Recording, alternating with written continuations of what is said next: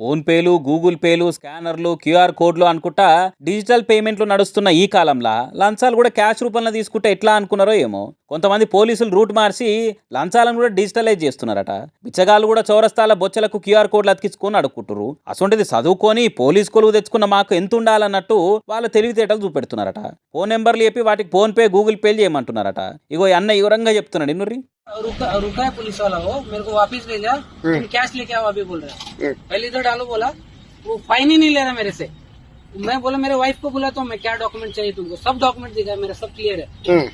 इधर वो मैं गाड़ी नहीं रुकाया, वो ऐसा खींच रहा है ना, मैं नहीं रुकाया गाड़ी, तो गिराने वाला था मेरे को, तो वो क्या बोल रहा है, तू भाग रहा है बोल के मैं खींच रहा हूँ बोल रहा है। ఇన్నరా ఫైన్ తీసుకుంటలేడట పోలీస్ సారు. నా దగ్గర అన్ని తీర్ల కాయిదాలు ఉన్నాయి సారు, నా భార్యను తీసుకురమ్మంటే అన్ని తెచ్చిస్తుందని చెప్తుంటే ఫోన్ నెంబర్ చెప్తున్నారట. ఫోన్ నెంబర్ ఎందుకు అంటే పైసల నెంబర్ కొట్టు అని ఆర్డర్లు వేస్తున్నారట పోలీసు. ఇగో ఈ తీర్ల పటాన్ చెరువు ట్రాఫిక్ పోలీసులలో కొంతమంది డిజిటల్ ఇండియా ప్రోగ్రాంకు న్యాయం చేస్తున్నారట.